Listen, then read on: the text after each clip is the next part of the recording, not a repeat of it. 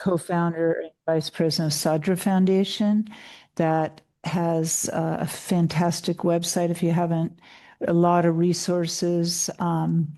They've been funding dozens of translators over the last 25 years from all the different Vajrayana lineages and funding a lot of people in three-year retreat and doing a lot of really innovative work there in partnership with UC Berkeley with AI now for Tibetan. So they're really, they do a lot, and he works with Sadra. So on his way back from France through Boulder for Sadra meetings, and now before he goes home, we were lucky to have him here. And he and I are teaching a 4-day retreat for the Advanced Sangha, the Vajra Sangha, starting tomorrow. So we're happy to have you. Thank you. So this is just an informal evening, and I just asked Lama Drupgyu to lead a short meditation and give a short talk, and then anything you want to open up for discussion, questions or discussion about anything to do with Dharma, then there's opportunity.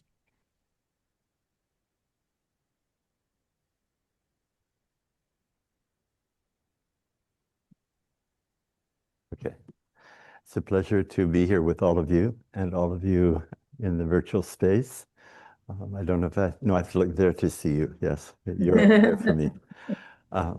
And so we have this retreat coming up, and that's for a specific group. Lama Palden suggested we might be interesting to have an evening where I could meet many of you who won't be at that retreat.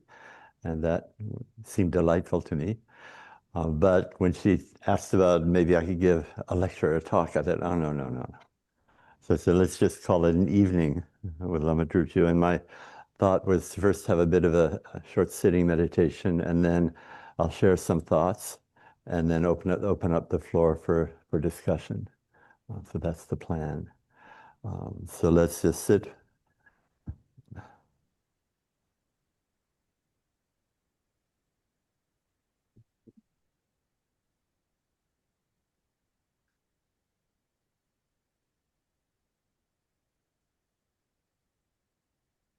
So as we sit, let our bodies become stable and comfortable. And drop our attention down into the center of our experiential space. And as we relax, we realize we are our awareness. We simply let that relaxed experience of awareness expand till our awareness is aware of our bodies, expands, embracing our perceptual field, the room, those around us. It continues to expand beyond the limits of our perceptions to include the vastness of clear, lucid, open space.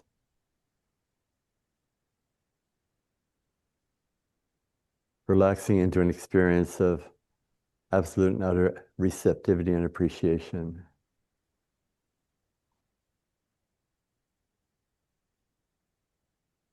Holding all experience, all appearance, all perception, all awareness as awareness. Lucid, vast, spacious, with the quality of lightness of being. That is the experience of the unimpeded creativity of our awareness or our mind.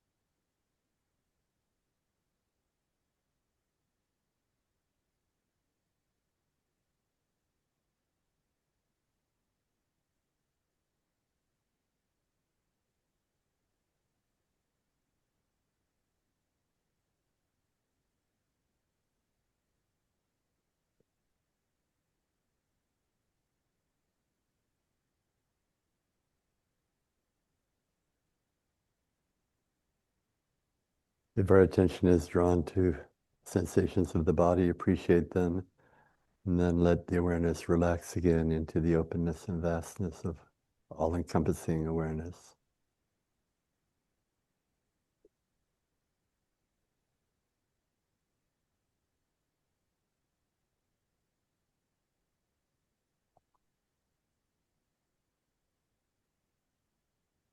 If thoughts arise, appreciate them as the dance and the play of creative awareness. And free them as well in the openness of space.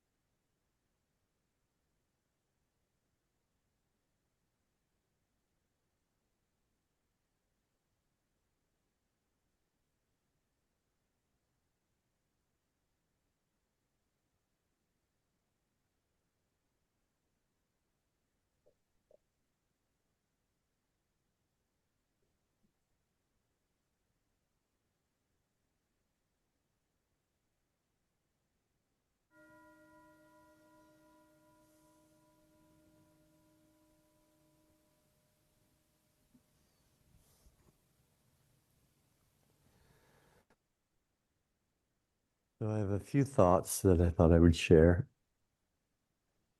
We've talked a lot, and those of you who know me have heard me speak very often about complacency. That really one of the big challenges of anyone on a path of awakening, of spiritual development, is to confront the complacency that is so natural to us in our lives with our conditioning and our kind of desire to avoid seeing our neurotic patterns and tendencies. We've all found a path of least resistance of accommodating our conditioning and our neurotic patterns. And so as a practitioner on a path of awareness, the challenge is to confront our complacency and to be willing to embrace the reality of our nature and to see through the more negative aspects and find a way to the clarity and the beauty that is within. And I've been thinking a little bit, as you know, we're in a very complicated times in the world around us. And just extrapolating that whole principle to our external world, that we're living in not very comfortable times. And, it might be easier to just ignore it, deny it. If our own personal lives are very comfortable, we can get by without worrying much about some of the chaos that is around us. And so in a certain sense, the same challenge, I think, confronts us. So in a certain sense, we could say complacency is complicity. And so if we don't want to be complicit, and as those engaged to a path of awakening, a path of loving kindness and compassion, of awareness, of caring for others, then very much we cannot allow ourselves to be complicit. So how do we kind of make that bridge between what we do in terms of our practice and our inner approach to how we handle the world around us? And the other side of that is, if you've been in Buddhist circles, you've heard a lot of talk about impermanence. And Buddhists talk about impermanence. But with our deep habitual patterns of complacency, we manage to pretty much ignore all except the most dramatic of those aspects of impermanence. I have to admit, finally, in the last few years, I've begun to appreciate old age. My knees giving way. I put my back out a few days ago. There are those issues. So I take a lot of public transport. It was very funny because now that mobility is sometimes a bit of an issue, I notice how many older people on the public transport have mobility issues. I never saw them before. So the willingness to step out of the comfort zone of non-awareness and to see clearly what's around us. So in the same way that we have to really be willing to be courageous and see our own natures, the negative aspects, the confused aspects, and in terms of our practice, we appreciate the importance of our teachers, our partners, our families, who help us see our neuroses and kind of give us an opportunity to look at ourselves in the mirror. In the same way, it's vitally important that we be willing to see what's going on in the world around us. And I mean, we've known there are slow-moving crises like global warming that we've known about for a long time. And largely society has wanted and chosen to ignore that at our own peril. There's what's going on in the United States politically with the regime and the authoritarian tendencies, the very much cruelty rather than kindness and compassion as the acting force. And it would be a mistake to pretend it's not happening or to think, well, it doesn't really affect me. I live in California, Northern California. I don't have the ice goons at my door. So it would be easy to look away. But I would say as a practitioner, that would be a mistake. So that the willingness, and it becomes even more complicated because of the flooding the zone with disinformation, misinformation. What sources of information can you rely upon when all the mainstream media have been bought out by the wealthy and the oligarchs, and they're bending before power and profit. So we have a challenge of seeking out sources of information that we can trust. So it's becoming very challenging even to see clearly what's going on. And that's something that, so I'd say in the same way that it's a challenge for our own practice to be willing and courageous enough to step into a path of becoming conscious and aware as a first step. We have to do that before anything else is possible. In the same way, in a larger, we are a part of this society, of this world, and so to embrace that as well. The next step is, and this again, on both a personal inner level and on a macro level, the tendency on the one part of our conditioning and our neuroses to persuade us that we are powerless. In the same way, the agents of power in the society around us love to persuade us we have no agency. So the next thing is to really be absolutely clear that we have agency, that it is for us to choose and decide how to hold ourselves in terms of our practice, our awareness, in terms of how we seek and find tools to help us liberate ourselves from our neuroses and our conditioning. And then also, what are the tools, what's available to help us as a part of a society encourage those aspects that are positive, uh, that may go against the grain of what is happening in the society around us. And it's not to say there's an easy solution or there's a clear solution. It's not a question of being dogmatic or being fundamentalist in one's opinions. It's always a question of being pragmatic rather than dogmatic. At the same time, I think when I was saying, okay, so how do we understand our agency? And that brought me to the idea of integrity, and that how to live our lives with complete integrity. So what is integrity? Well, it's integrity being honest, integrity being ethical, moral. And I think for us, especially those of us who are Buddhist practitioners, the easy and direct reference is always to our Buddha nature. So what is our Buddha nature? Well, we are our awareness, and the nature of that awareness is spacious, vast, open, embracing. It is lucid and luminous, intelligent, lucid and luminous, and it is utterly free in its creative expression. There have been times in my life when I've worked within structures where I felt, in retrospect, that I had to compromise my personal integrity because choices were made above me in the structure that I could not affect, that I was not actually in agreement with. And that caused me some concern after thinking about it, and the determination that really protecting our personal integrity is really important. Now, it might be that one is in a situation where, in some sense, one's personal integrity is somewhat compromised by one's position in a structure that might, so it's not ideal, but it's not critical.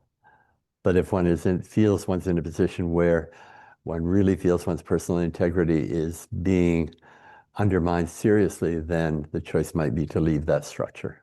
I mean, these are the kinds of reflections one might have to make. But personal integrity, I think, gives us a way. So in terms of society, we're not alone. And so we can express the qualities of our Buddha nature, which are selfless, kindness and compassion and awareness, embracing and holding the experience of others along with our own experience.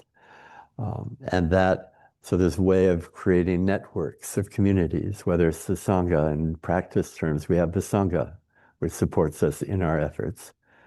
In social terms, being able to communicate with those around us and those who are like-minded.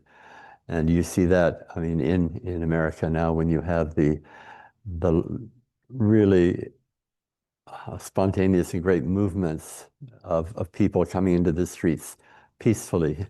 And it's very, very important to be nonviolent, of course, just to stand in evidence for a certain set of values or against another set of values. So to not be shy about the agency, even in small ways. So none of us have great power and influence in the world, but we do have agency. And we should never think we do not have agency.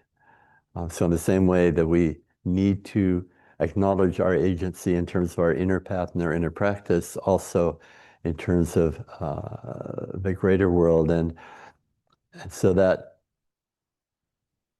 really coming back to the Bodhisattva way of life, bringing wisdom and compassion into everyday life.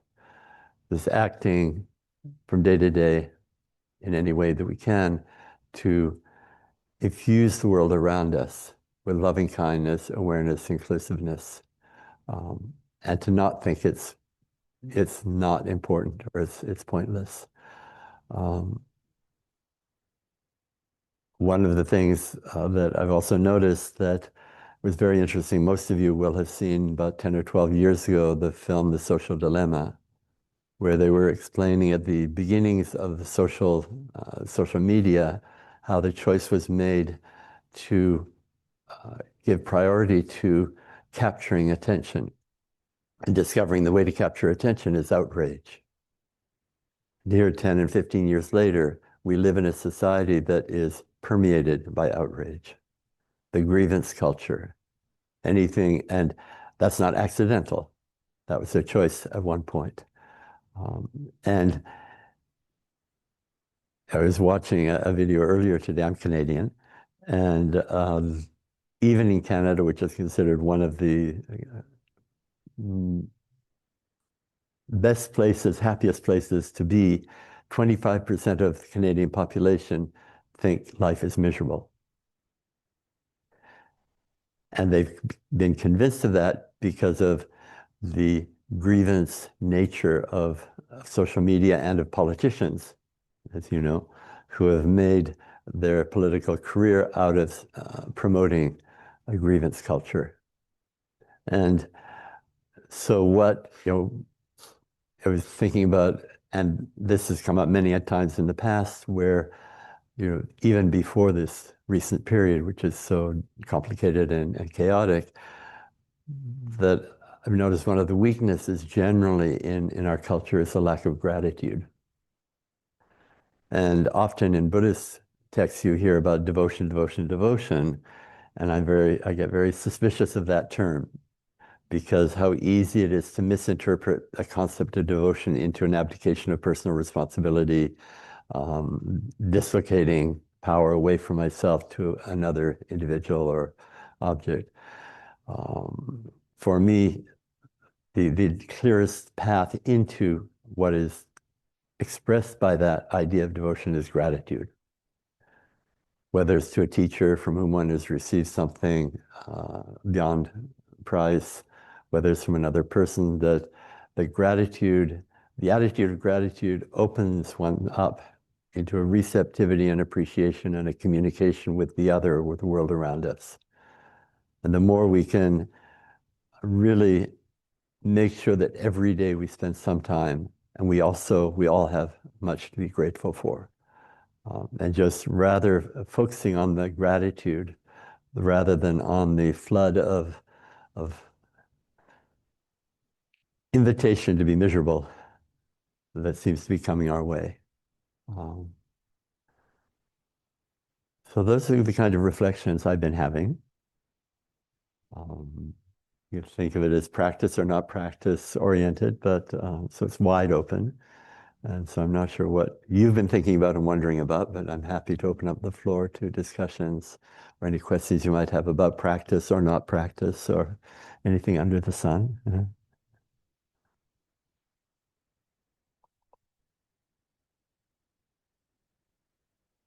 And questions from the gallery as well, if there's a way to do that.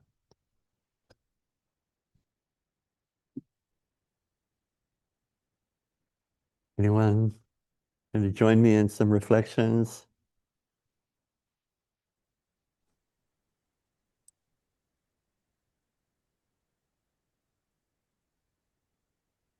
Thank you.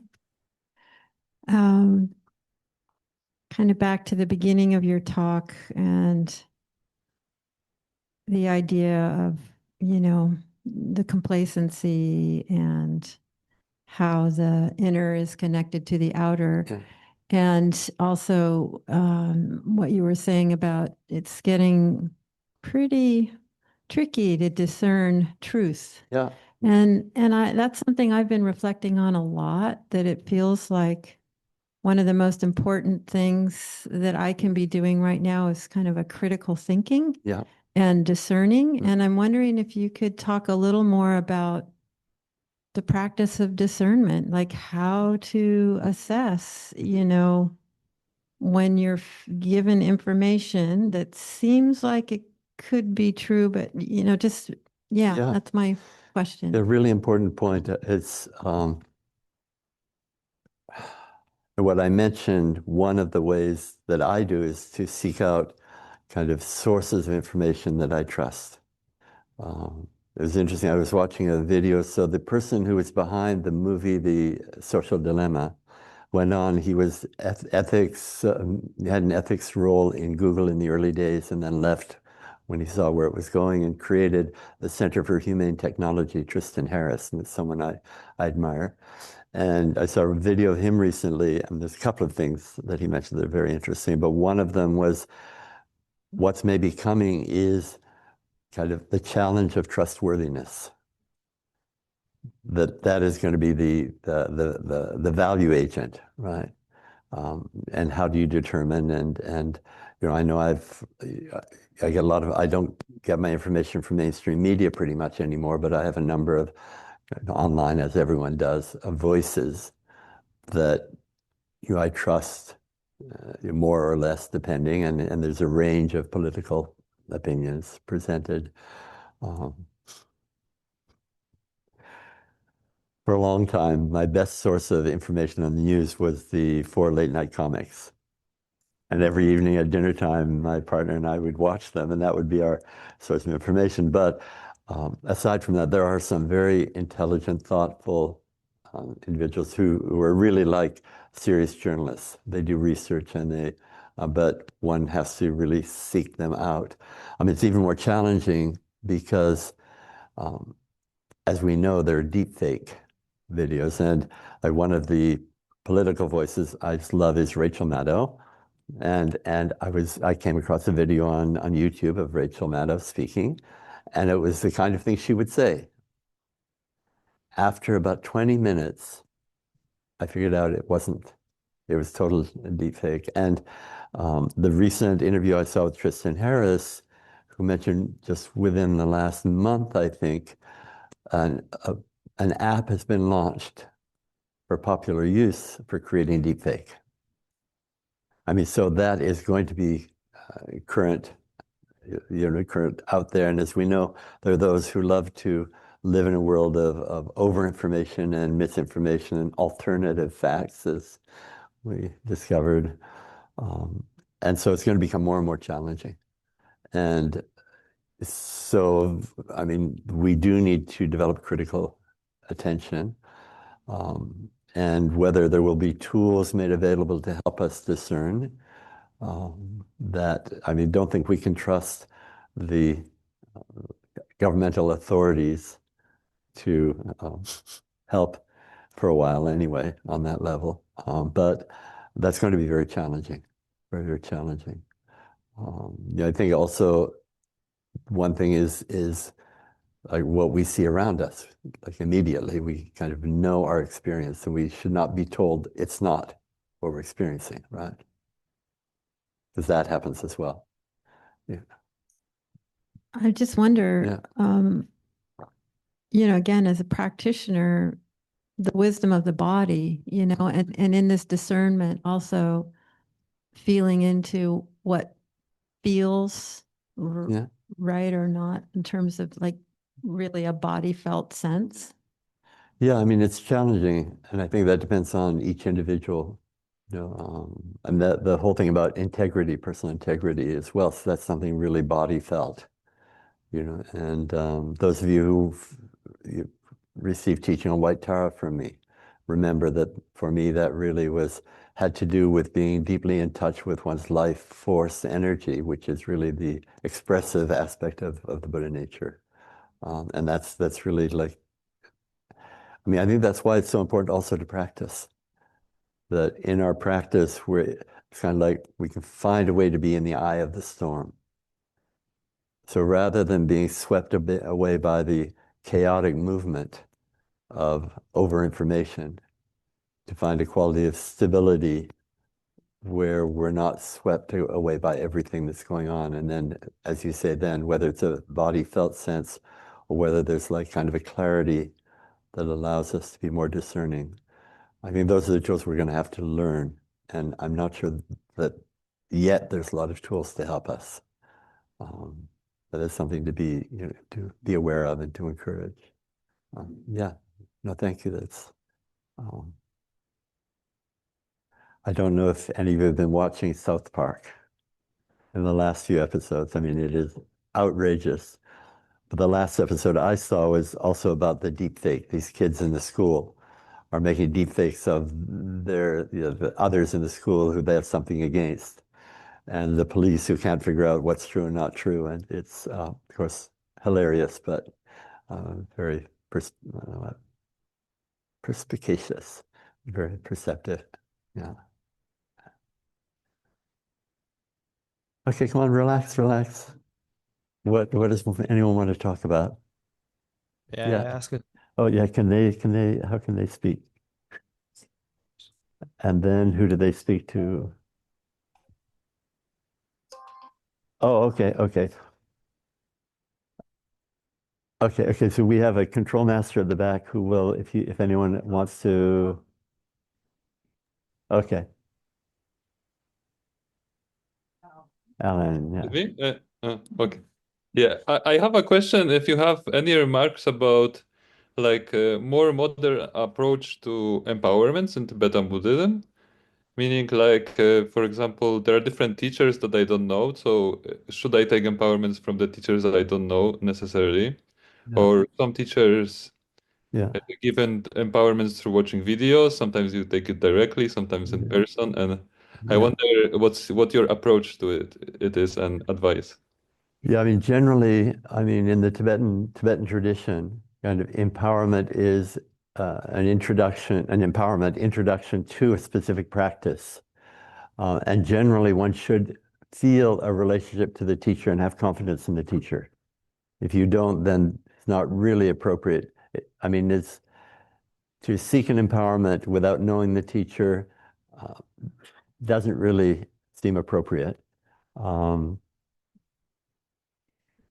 So some sense of relationship to the teacher, would say is absolutely important. Now there's, in the Tibetan world, and a lot Tibetan Buddhist world, often people just want to get empowerments for blessing and they want to collect empowerments. And that has nothing to do with really what's going on.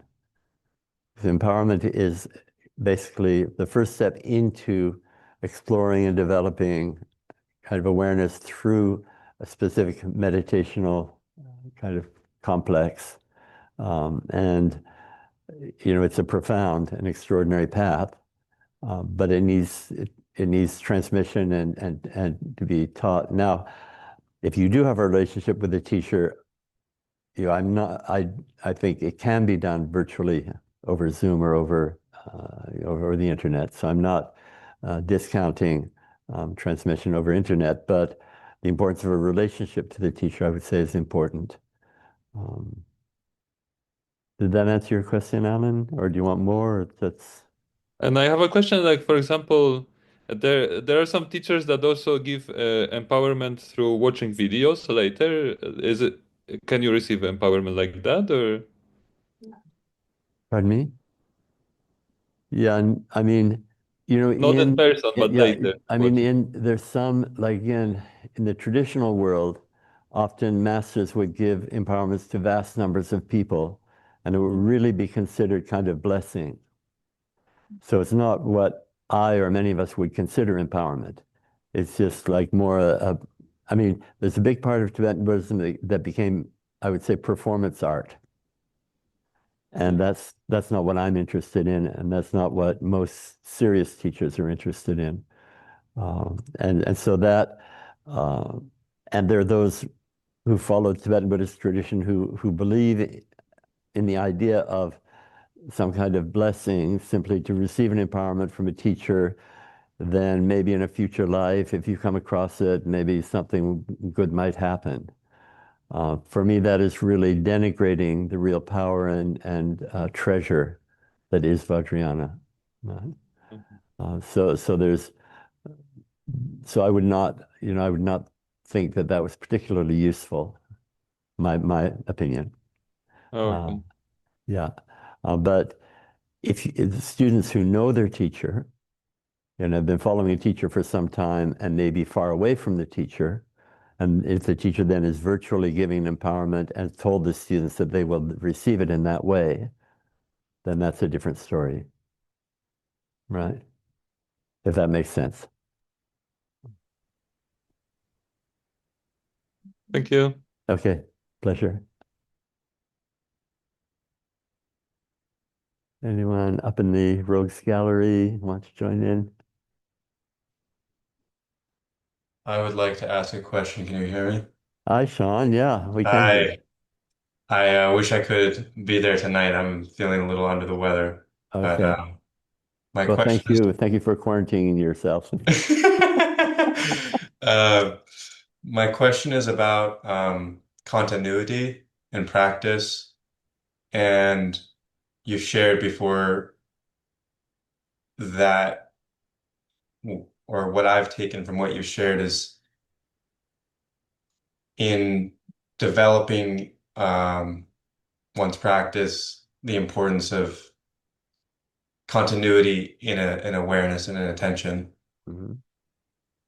And I wonder if you have any advice or tips on this, as it sometimes seems that the power of attention and awareness is sometimes stronger and sometimes more weak and feeble, or not necessarily weak, but the habituation of the other patterns is very arising a lot of maybe confusion and such like this, or yeah. Yeah. I mean, I think what basically the strength of attention comes with stability, right? And stability comes with non-distraction. So the more one can kind of relax and not be susceptible to kind of distraction and is able to settle into a deeper place, then the awareness will be stronger. At the very beginning of your question, I didn't hear the word you mentioned. Continuity. Or continuity. I mean, continuity awareness. Continuity, yeah. It's interesting because there's a certain quality of awareness in the moment and awareness in the next moment and the next moment. So rather than there being something that is, it's a continuous moments of awareness in a sense, rather than there being something that is continuous.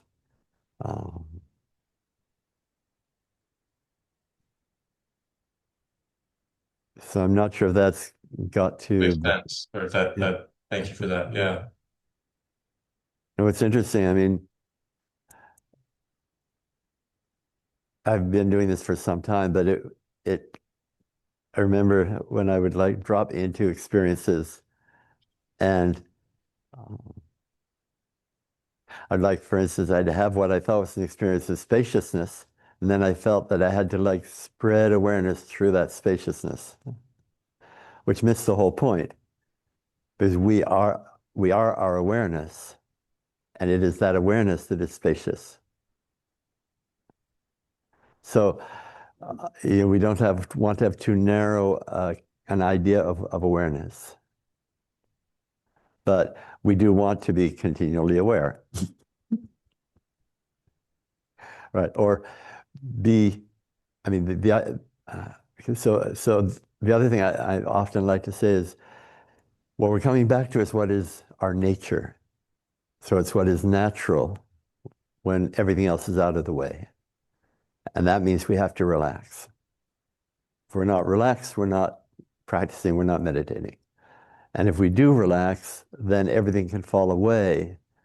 And what's left is simply lucid awareness that is spacious and free as well. So I mean, so in a certain sense, that is being able to relax into our nature then leads to a kind of continuity of awareness, I would say. Is that good, Sean? Yes, thank you. Yeah. Okay.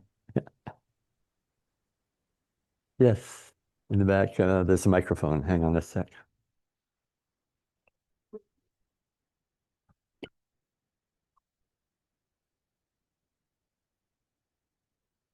Thank you. Thank you for opening the floor for discussion. So I've had a lot of experiences of loss, death, and transiency in my life, which took me to the spiritual path. And I have had deep insight. I've had an understanding that this life is sacred coming in, leaving is sacred. Yeah. But I find myself right now, my brother-in-law is in the hospital. And when my mother passed in 2017, I felt I was aligned with what I know. But now with my brother-in-law, and we don't really know if he's going or staying or what's going to happen. I find myself reduced to my 8-year-old self with my father dying. And I'm like, it's like a hair trigger inside. And I wonder what you expect of yourself, what you like. It's like, how am I back there at 8 years old again? I'm 71. And so I was wondering if you could tell me how you experience life that way. I mean, it's interesting how deep, right, some of our kind of conditioning is, and I remember so my father died when I was very young. My mother, I was actually leading Lama Paulden's retreat, and so I was in 30-ish, 30, 31, 32. And so when she passed away, that was both of my parents gone, I felt absolutely alone, like an orphan. I had siblings, I had those who were close to me, but the experience of solitude, I never expected. I mean, that was like something totally unexpected. I don't think it's not a question of judgment. It's more a question of kind of interest. That's really interesting that this situation puts me in that frame of mind. Right? So somehow to not judge the experience, but to embrace it as well as an insight. And to be, kind of cliche, but to be kind to oneself, right? And to kind of hold oneself with that deep caring and kindness. And the mortality around us is always challenging. In a slightly lighter tone. So you all know kind of the Neo from Matrix, Keanu Reeves, is a Canadian actor. And he was asked what did he think happens after we die? He says, those around us who care for us will miss us. Yeah. So it's really, I think it's a reflection of our love and our caring for the other that is being honored in a sense in those feelings. So it's in a certain sense a validation of that kind, compassionate, caring aspect of our hearts and minds. Yeah. Thank you. There's those that might want to talk about where our loved ones have gone or what, but for me, that's not where my mind goes. Yeah. Thank you. That having been said,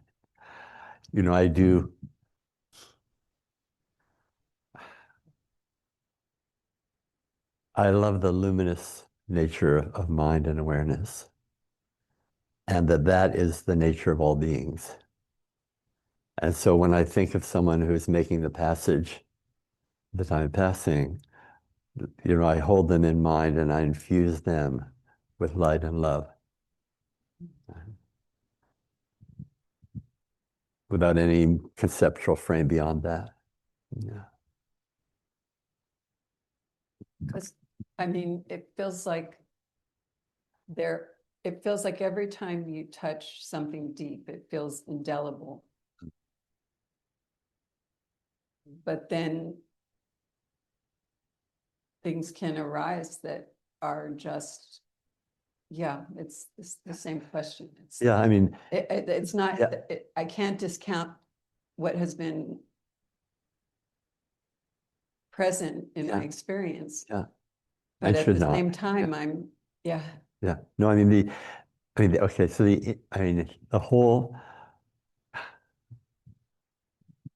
the whole relationship of what we take to be reality, right? I mean, that's a big question. What is real, what is not real? And we're going to be exploring that much more with deepfakes and everything. But we talk about kind of the relative and the absolute, and the relative of manifest form and the absolute of non-dual open awareness, unconditioned. And often there can be a tendency to denigrate the relative with respect to the absolute, whereas they're not two different things, right? I mean,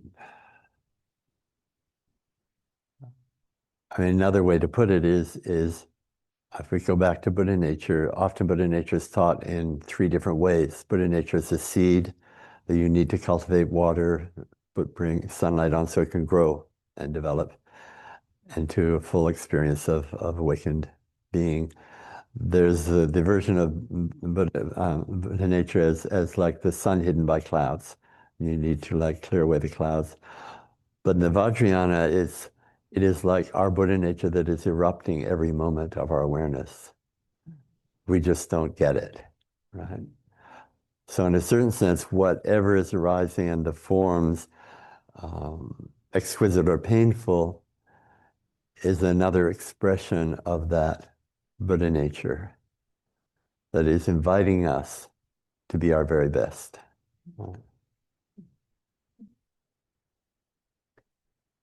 thank you. Yeah. Thank you for your question.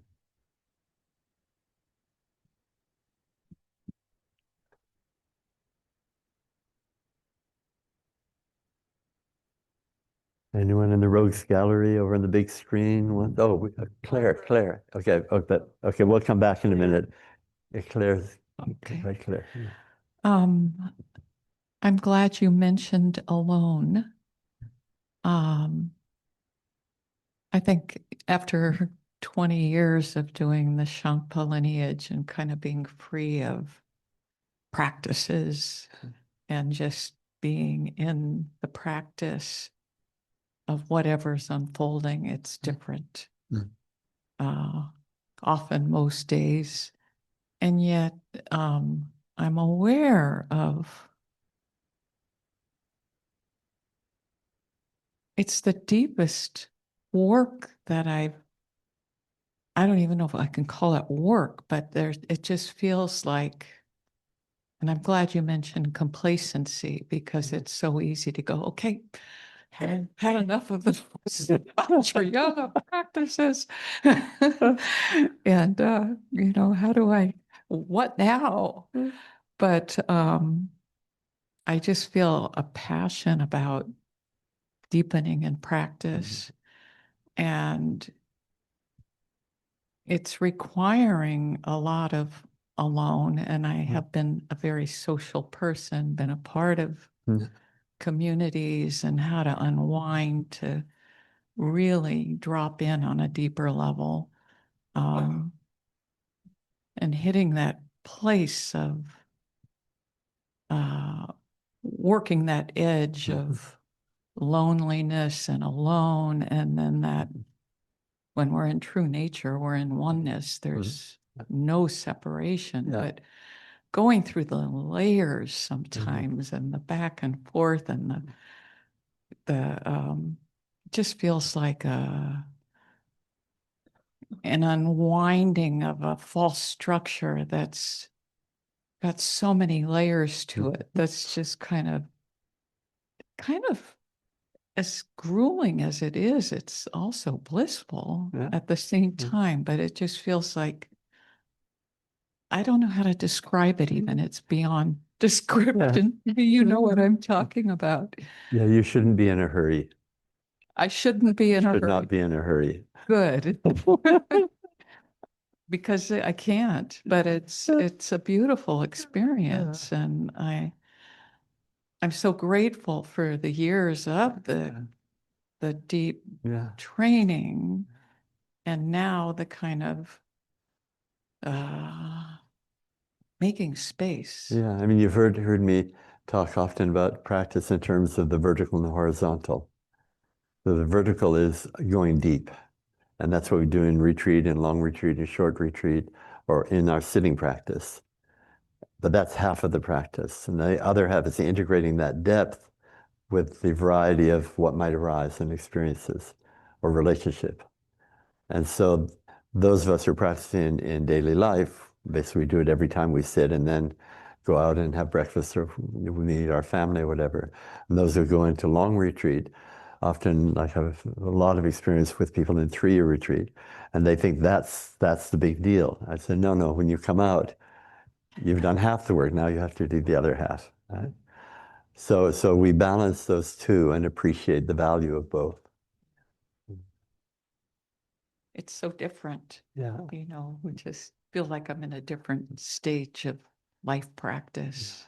I mean, that's just thinking about what we were saying at different times tonight, that kind of, if we appreciate that what is arising as our Buddha nature in each moment, and the point is to relax in some sense, I mean, embrace it with awareness and kindness and compassion. And I mean, in terms of the social level of things, not to be reactive, but be responsive, as we've talked about before. So basically, we bring our agency with awareness, with kindness, with selflessness in each moment, in each situation. I mean, part of what I was talking about tonight was just because it's the unique challenge. I mean, part of complacency is assuming things won't change that dramatically. And what we're seeing, especially in this country at this time, is there seems to be no limit to how off track things can go and are going. And it's not to be panicked or to kind of over anticipate, but like to be aware of, I mean, the ultimate fragility and instability of our world. I mean, occasionally, of course, many people, some of you perhaps, have had an occasion where, there's a flood or there's some dramatic incident in your world that was unexpected, and then you have to deal with. And most of us have had lesser examples of that at different times. And we're always put off that we have to step out of our comfort zone and deal with whatever it is that's happened. I remember traveling in India with someone who was fairly wealthy and always used to being able to buy comfort. And all of a sudden, in India, you just can't. It's just not available. Right? So it's like, the world can be more complicated and is becoming more complicated, but there's a lot of good people and there's a lot of good intention and there's a lot of awakened energy in the world. And it's for all of that and all of us who aspire to that, to hold that and to come together. I can feel that, like, through you and Lama Palden and, people that are deep practitioners, that I mean, you have both impacted me so much, and that perhaps that all the practice that we do actually does change the world or make it better. I pray that. I mean, I mean, all of you who've practiced with us, you should know, maybe you look up and see, oh, I've been impacted by my teachers, but you are impacting people around you all the time. I mean, it's interesting that one of the factors that, again, when I get involved with giving advice to people who do long retreat particularly, is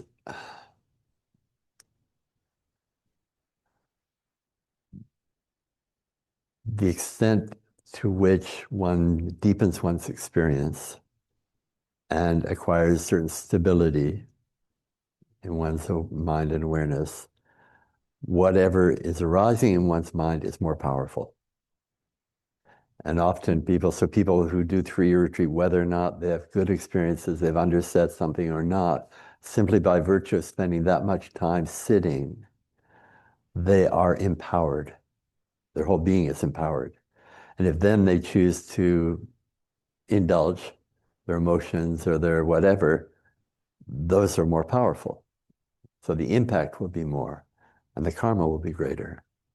And so the other side of, we have 2 aspects of practice. There's the shamatha aspect, the cultivation of stability, and the insight aspect of the breaking through into non-duality. And the stability is essential to practice, but has nothing to do with awakening. And so much of what we see in teachers is some kind of charismatic quality to that stability. So what one really needs to check out in teachers, do they embody a quality of freedom? Which is the second aspect. And I may have given a talk at one time, I sometimes talk about paths of power and paths of freedom. So it's the path of freedom that is essential, but we need stability. And that gives us the tools as well when we achieve the freedom to have a greater impact as well. But don't get too caught by ideas of hierarchy. Of course, it's important that you respect your teachers and appreciate their qualities, but it's working all down the line. Oh, yeah. Yeah. Hi, Barbara. I see you. Leslie's turning you on. Oh, you need to unmute. You need to unmute yourself. I got it. Okay. No, still not hearing you. Okay. There, now. Okay. Hi, Lama Drupgyu. It's funny, I'm looking at you, but you're looking like, to me, it looks like you're looking at I the know. Okay. Hi. Hi. Oh dear. My heart's just, I guess I would just say, I am feeling very grateful. I'm feeling a lot of gratitude to you and to Paulden and to the lineage. I honestly don't know how I would be living today if it were not for the Dharma and the times that I experience we are moving through. I am just grateful beyond words to have something to hold on to, even though it's actually nothing. And so with that said, I guess my main practices are, I do White Tara and I do some Mahakala, and both mostly it's just moment to moment, day to day, and I feel like that practice is so powerful. So many of the songs that we've sing, I have experiences of understanding. Oh, it's not the medicine of the doctor, it's the teaching, it's the Dharma, it's the experience and being in the experience fully that is the enlightening, freeing aspect. And so it's hard sometimes, I have to say, and I find it painful sometimes. There's so much going on, as we all know, and I do not turn away a lot. And in the process of not, there is a lot of experiencing of pain and suffering of others, of the situation. Who could have ever thought this could have all happened so fast, this deterioration? And out of that place of not feeling enough or not knowing what to do, I have come to a place of feeling that the being present of that is the gift. And in that, I am in a place of a lot of Tonglen is one of the things I end up doing, a lot of Tonglen, a lot of looking directly at the moment I watch anger or fear or, at the situation and then turning it around. So I feel like right now, this time in which I'm living is just a full-on opportunity for growth. And I feel like it's hard. I find it's hard. And I feel like I'm actually doing a really good job because when I go to the store, I'm meeting people, I'm being present, I'm there, I'm open, I'm heartful. And it's hard work sometimes. Yeah. And I'm experiencing a lot of joy as well. Yeah, Barb, So, you've do been you very have any advice? you've been very inspiring to me when we've talked on different occasions, and you've talked about some of your activity and working in the community, which is not easy, and just being willing to be out there and engaged. It's very inspiring. No, not at all. No, but any advice, really, any advice, just hearing what I've said or anything that you might want to reflect back. Yeah. I mean, just thinking when you're talking that, carrying our awareness and our kindness moment by moment when we're in the world around us, and you never know what moment will have an impact on someone that's very significant. And occasionally we come across like YouTube things of someone in a supermarket where someone behind or in front of them has been kind. And it's shocking and surprising and transformative. So I don't think we need to denigrate small moments of kindness. No. Okay, well, good. I'm practicing lots of small moments. Happens in the parking lot of the grocery store and everywhere. I love Great you. to join us. Yeah, same. Any other hands raised? There's one. Yeah. Good evening. Good evening. Hi, how's it going? Yeah, I guess I have a question about something I've learned about recently that's sort of caused a sort of shift in my thinking somewhat away from the Dharma. And this is the Melian dialogue. I'm not sure if you're familiar with it, Lama. A dialogue? The Melian dialogue. It's No, from I'm not aware of that. yeah. Basically, it was written down from the Peloponnesian Wars in the 5th century by the ancient Greeks, and it was a dialogue between the Athenians, who basically sent an envoy who killed the men of Melos, and they sold the women and children into slavery. And in their dialogue, they had said, the strong do what they can, and the weak will suffer what they must. And I guess hearing that, and as I began to look for that in the world, I somewhat realized that that was an accurate portrayal of the reality that we find ourselves in.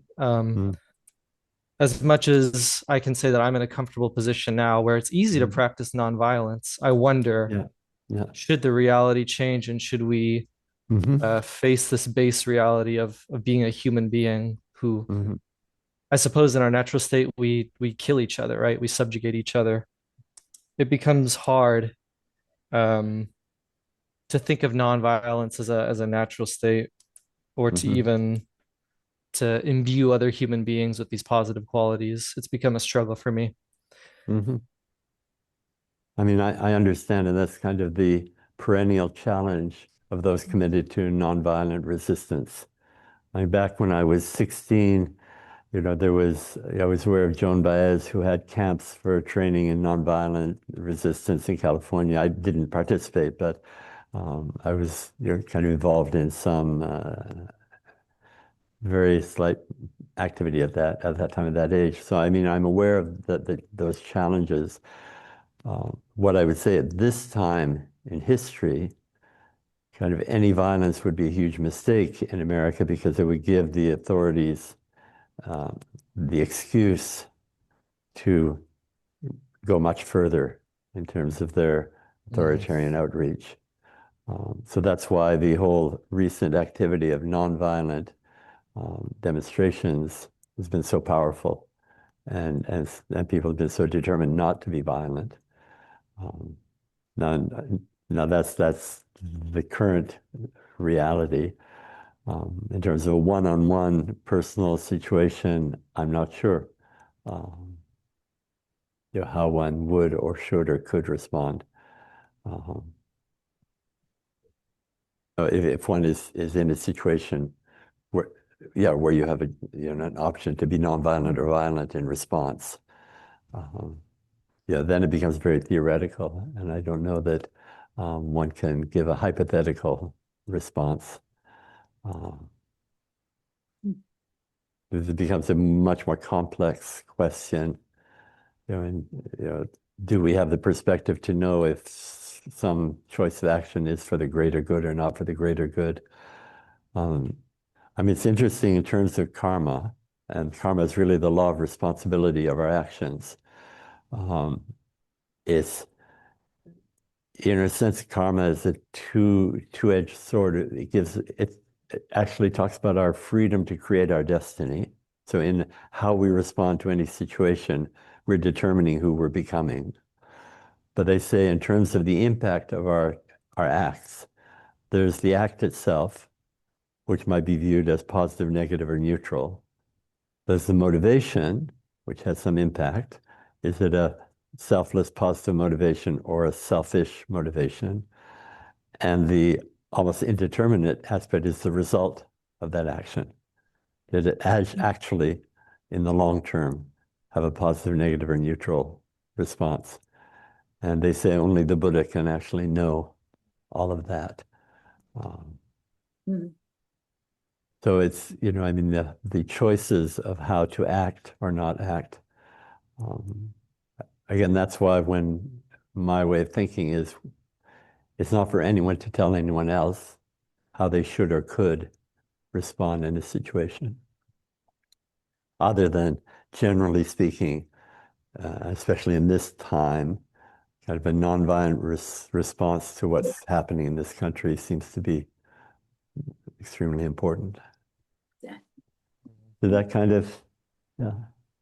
Thank you so much. Can I actually ask one more question? Sure. I am confused about the concept of self-denial, because I understand that the Buddha nearly starved himself to death and then decided that that was not the path to enlightenment. However, I also see that it's not a license for me to gorge myself every single day on my favorite foods. So I struggle to not fall into the extremes. And I struggle even to understand what the middle way is, to be honest with you, Lama.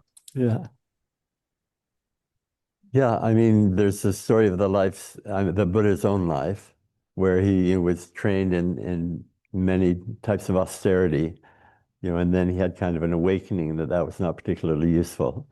And the concept of the middle way that's kind of a big topic,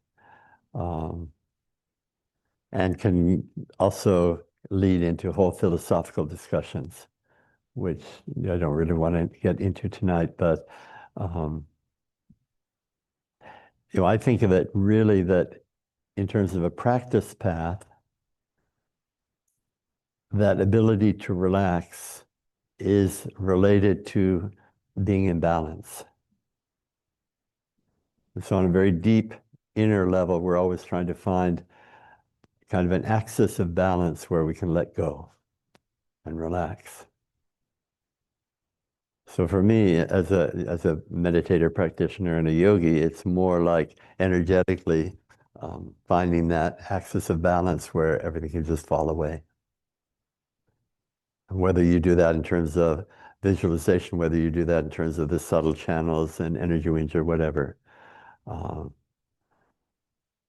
generally speaking in life, whether to eat too much, not starve oneself, I mean, I think there's also kind of a natural understanding what a middle way. I mean, I personally should lose some weight, should eat less.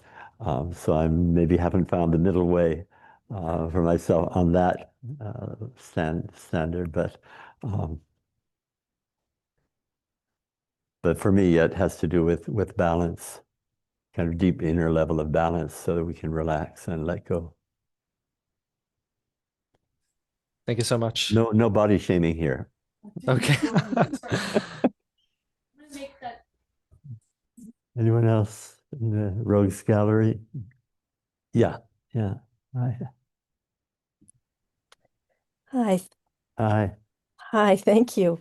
I guess this is more of a comment, and that is that I've been working a lot with Take Good Outlook, and sometimes these labels I get tripped up on.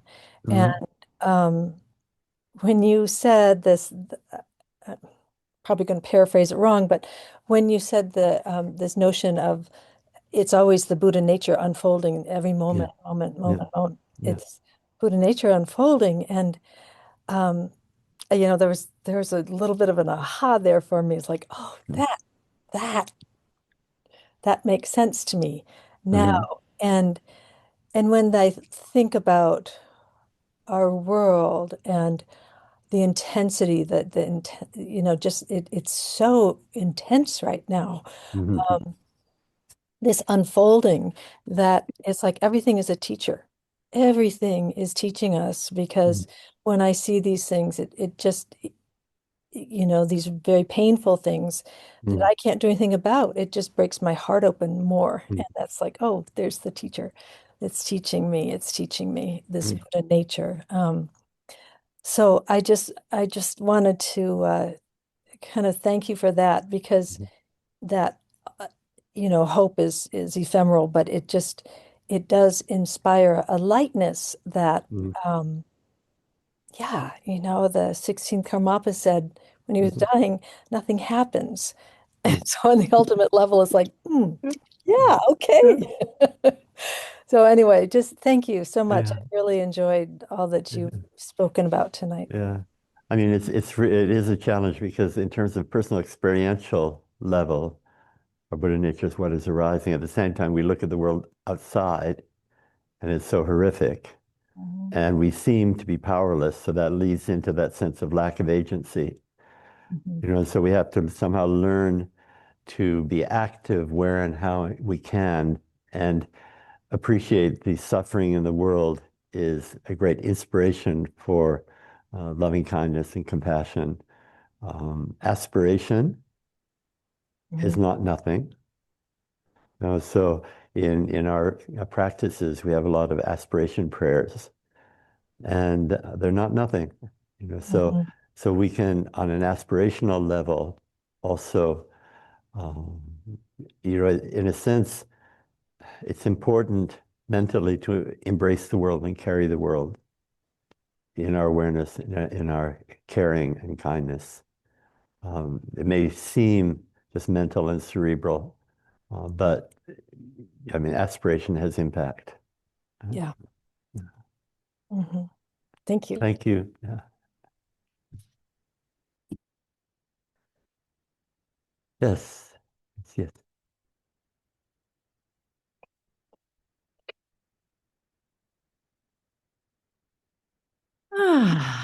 See if I can find the right words for this, but I just wanted to reflect on the woman behind me. I couldn't see who it was, but who was speaking about the experience arising in her in response to her potentially losing someone, and echoing to loss in the past. And your response to that felt really powerful to me, of like I've been having an experience in relationship to something that's happening in my life where I just feel some really intense echoes in my subtle body and my psyche, and that feel quite intense. And I just appreciated so much what I felt in that moment of the leaning in with curiosity.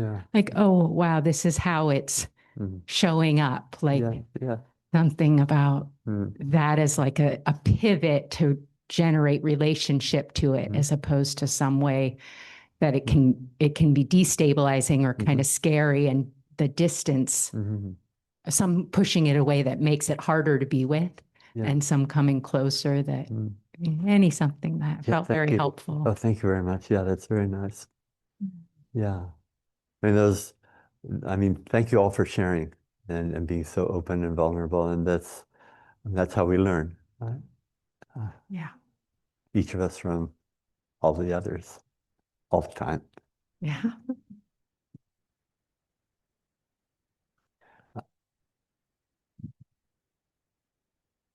I just wanted to notice what you were saying about freedom. That really struck me as I tried to contemplate it with respect to meditation. You're not doing anything. You're just sitting there. And yet the just being in, open awareness is the most free thing we can do.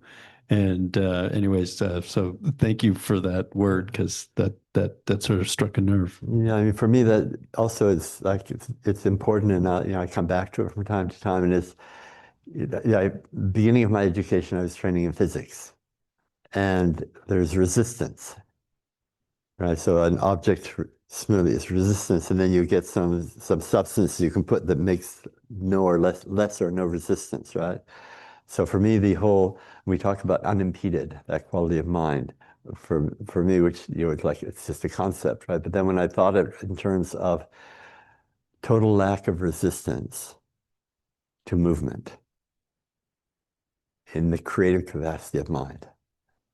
So like anything can happen with absolute speed and agility. And so then translate that into kind of an experience of lightness of being. Because of course we can't do that. We can't like think with unimpededly. It's like, so much of our practice, and this is the other thing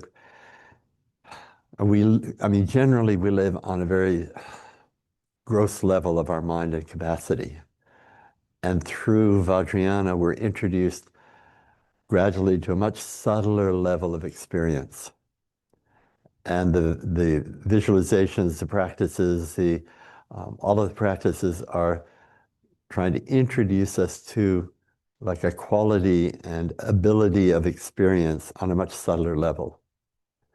And so when we talk about that freedom, that agility of mind, understood to be a lightness of being, is a way of trying to get the feeling of it, right?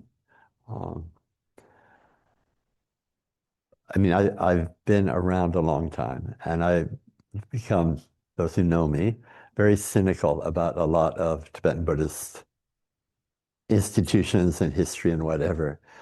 And when I started to really understand the paths of power and paths of freedom, and I've seen, so many, great teachers who really embody the charisma and the brilliance and it's very seductive. But if you look at them, are they simply holding a tradition, or are they really expressive of a quality of freedom? And I count myself as extraordinarily fortunate to have met and to become a student of a teacher who, for me, really did have that quality of freedom, Chapti Kalarimse. To external appearances, he was a monk.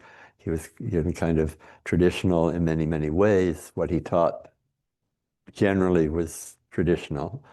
In personal interactions with him, the choices and decisions he made to choose to create a 3-year retreat for Western students was absolutely audacious. And generally, the first generations of students he got were students who were audacious, which for me is that flavor of freedom, fearless and doing what kind of in the freedom of his mind he saw to be appropriate.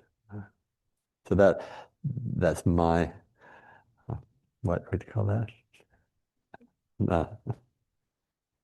Leaning.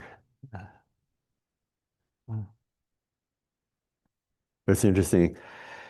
I was interviewed for kind of a video thing that Mingyur Rinpoche students were doing. And I was interviewed, and I kind of misunderstood.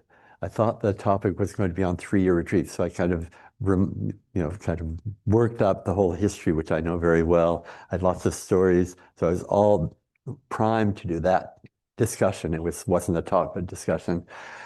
And I found it was actually more a general discussion of general practice for general practitioners. And so I wasn't really primed for that.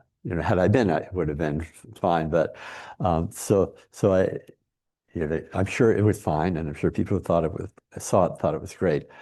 For me, I didn't feel that I did as good a job as I would have liked to have done on that talk. But at one point, towards the end of the talk, he said, "So, what inspires you?"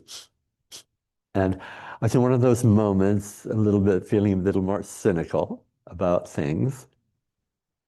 So it took me a minute to come up with something that inspired me. And at that point, I kind of grabbed onto what was easy and close at hand, which was my work with Sadra Foundation, which is amazing. I think what we do is extraordinary. But it was after I was reminded what really inspires me, and that's students who are waking up.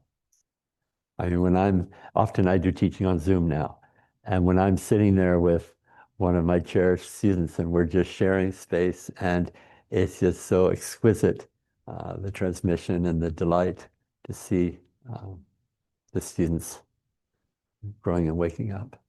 And that's what really inspires me. So I mean, over the years, I've been very appreciative to Lama Palden and Sioux City Foundation and all of you who have invited me back again and again and again to kind of allow me to continue having this kind of relationship with students.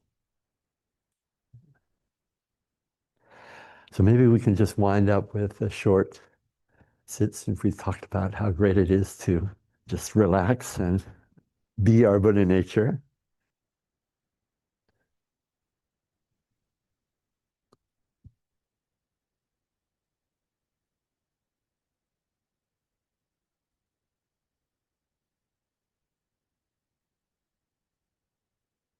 Remember balance.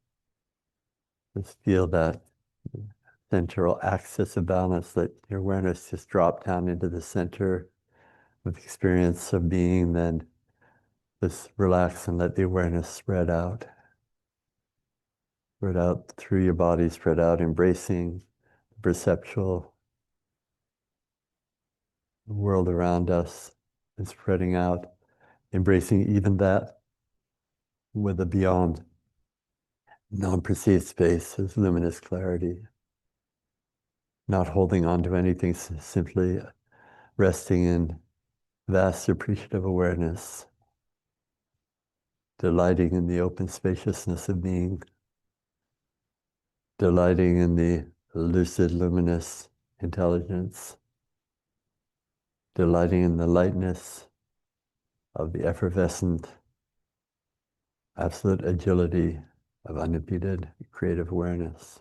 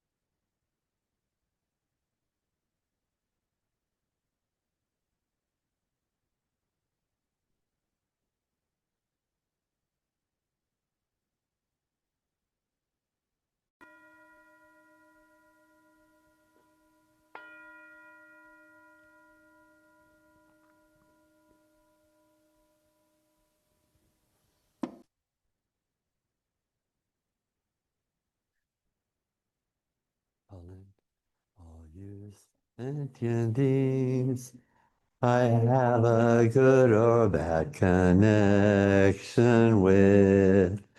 As soon as we have left this confused dimension,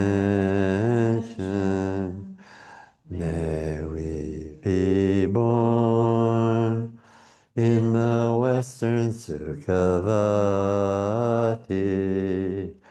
And once you're born there, underneath the memories and the past, may we live long and be free of illness. Enjoy freedom, great resources, and happiness. Next life may we meet in the pure realms. May we always practice Dharma and benefit beings.